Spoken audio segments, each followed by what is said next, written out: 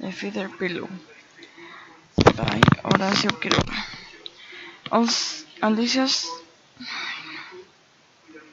Alicia's honeymoon had her hot and cold shivers, blonde, magic, and timid young girl.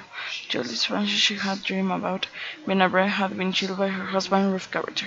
She loved him very much, nonetheless, although sometimes she gave a light, slaughter when, as they returned home through the streets together at night, she cast a furtive glance at the impressive stature of her Jordan. Jordan had been silent for an hour. He, for his part, loved her profoundly but never let it be seen.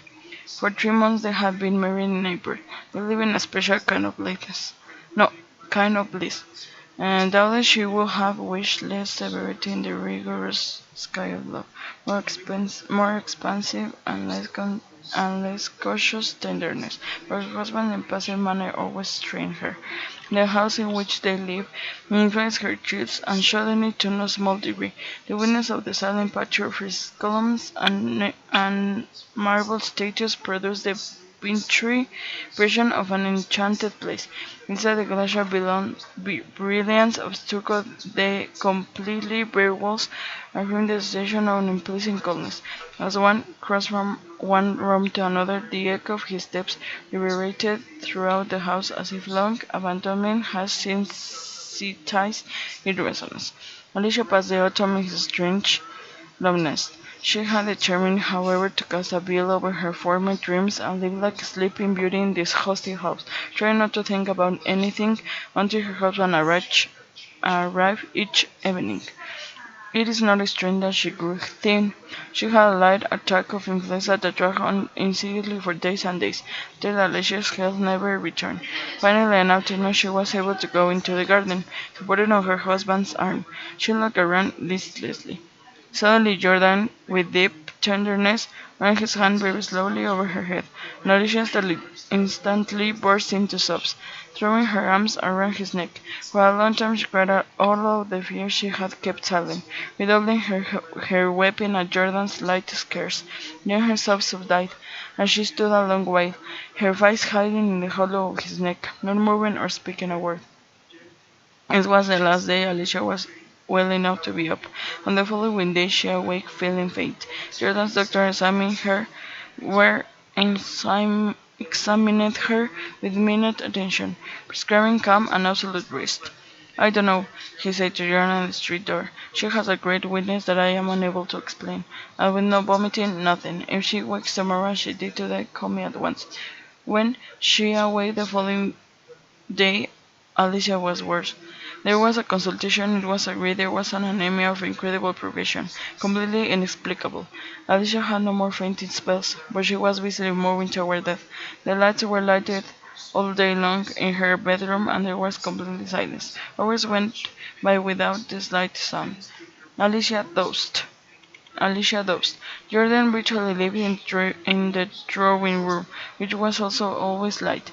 With tireless persistence he placed ceaselessly from one end of the room to the other.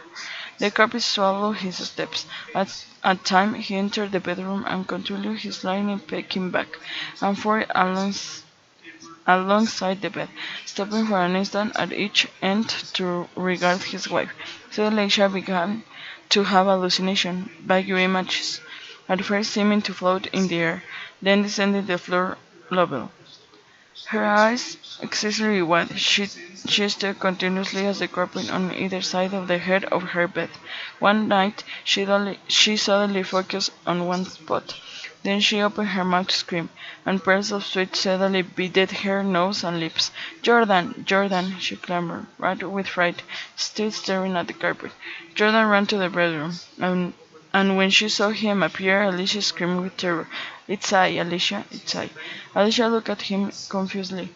She looked at the carpet, she looked at him once again, and after a long moment of stupefied confrontation, she regained her senses. She smiled, and took her husband's hand in hers, caressing it, trembling for half an hour. Among her most persistent hallucinations was was that of an anthropoid poised on his fingertips on the carpet staring at her.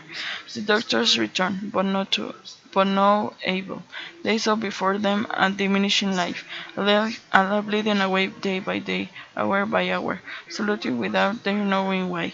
During the last consultation, Alicia lay in a support while they took her pulse, passing her inert wrist from one to another.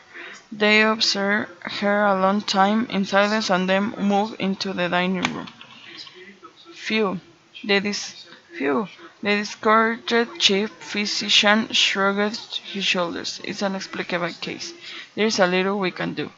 That's my last hope, Jordan groaned, and he shrugged blindly against the table. Alicia's wife was fading away in the sublet room of anemia, a delirium which grew worse through the evening hours, but which let up somewhat after dawn. The illness never worsened during the daytime, but each morning she awakened pale as death, almost in a swoon. It seemed only at night that her life drawn out of her in new waves of blood. Always when she awoke she had the sensation of lying collapsed in the bed with a million-pound weight on top of her. Following the third day of his relapse, she never left her bed again. She could scarcely move her head. She didn't want her bed to be touched, not even to have her bed covers arranged.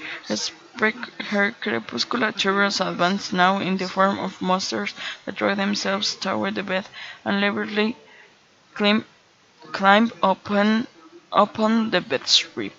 Then she lost consciousness. The final 2 days she raved ceaselessly in a weak voice. The lights finally illuminated the bedroom and drawing room. In the deadly silence of the house, the only sound was the monotonous delirium from the bedroom and the dull echoes of Jordan's eternal pacing. Finally, Alicia died. The servant, when she came in afterward to strip the now empty bed, stared wonderingly for a moment at the pillow.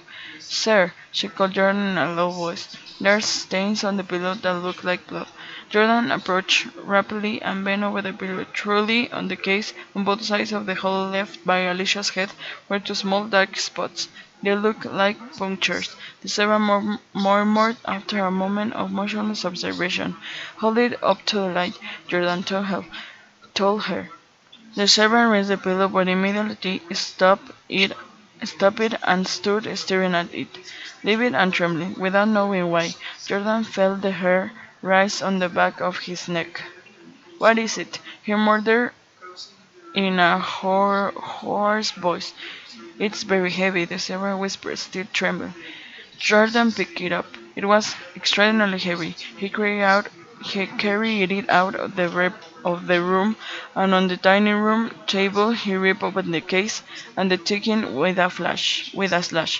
The top feathers floated away, and the servant, her mouth open wide, gave a scream of horror and covered her face with her clenched fist. In the bottom of the pillowcase, among the feathers, slowly moving its hairy legs, was a monstrous animal, a living, viscous ball.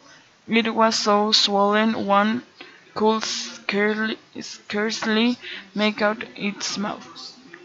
Night after night since Alicia had taken to her bed, this abomination had stealthily applied its mouth.